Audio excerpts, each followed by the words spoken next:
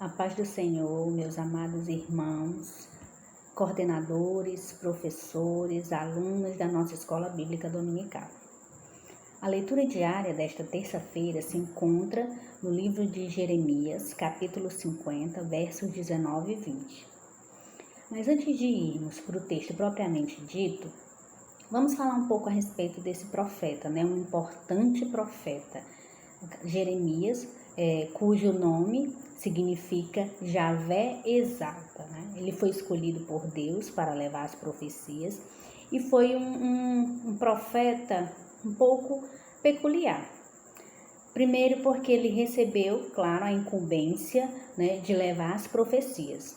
Mas Jeremias, ele conhecido como o profeta chorão, ele testemunhou a destruição de Jerusalém, ele testemunhou a destruição do templo e também ele foi o profeta que recebeu do Senhor uma ordem um tanto difícil, que Jeremias foi proibido por Deus de casar e ter descendentes.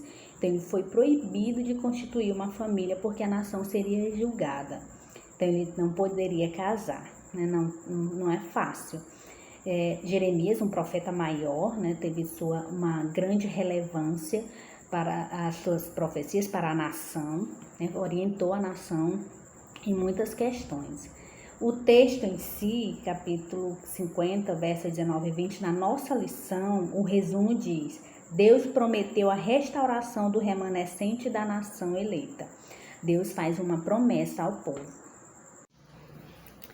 Deus fez uma promessa à nação.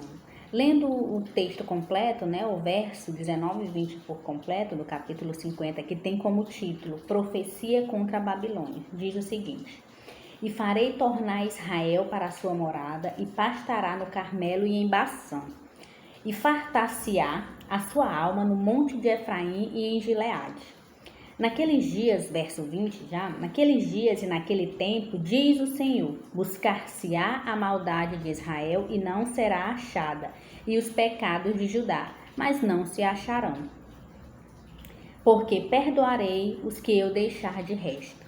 Então aqui nós podemos perceber a promessa de Deus à nação, que era de trazer Israel de volta para a sua morada, fazê-lo fartar-se, e também de perdoar os pecados, perdoar o povo.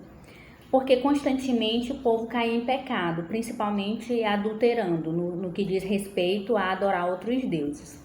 No caso aqui o título é A Profecia contra a Babilônia. Quem lê a Bíblia como nós, sabe que muitas vezes Deus usou outras nações inimigas como instrumento para castigar Israel. No caso aqui, Deus usou a Babilônia para castigar o seu povo. E Babilônia era uma nação pagã, que adorava outros deuses, deuses que nós sabemos de minúsculo. E um dos principais pecados dessa nação era o orgulho e o politeísmo, que era a adoração a vários deuses. Então, quando o povo foi levado prisioneiro, quando estava sendo subjugado por essa nação, Deus lembrou-se deles e fez uma promessa de restaurar o remanescente, de restaurar aquele povo que restou. Que aquele povo ele iria voltar para a sua nação e ele iria perdoar. Então Deus prometeu que esse remanescente, que esses que sobraram, eles iriam ter a nação restaurada e os pecados perdoados. E nós sabemos que quando Deus promete, Ele cumpre. Não há nada que Deus prometa que Ele não cumpra, porque Ele não é homem para mentir, nem filho do homem para que se arrependa. Então o povo foi trazido de volta e perdoado. Então todas as vezes em que a nação era subjugada por uma outra nação inimiga, era permissão do Senhor para que o povo de Israel retornasse a Deus, se lembrassem de Deus, se prostrassem ao Senhor e reconhecessem os seus pecados.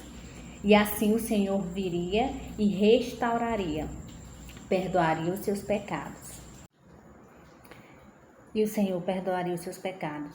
Como diz no segundo livro de Crônicas, capítulo 7, verso 14.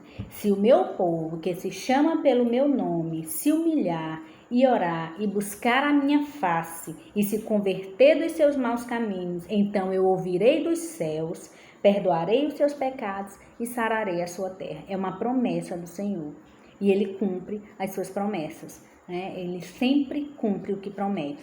Então, que nós possamos guardar no nosso coração essa palavra do Senhor, que Ele pode perdoar os nossos pecados, Ele restaura a nossa vida, o nosso altar, quando nós nos prostramos e reconhecemos que precisamos do Senhor e precisamos do seu perdão.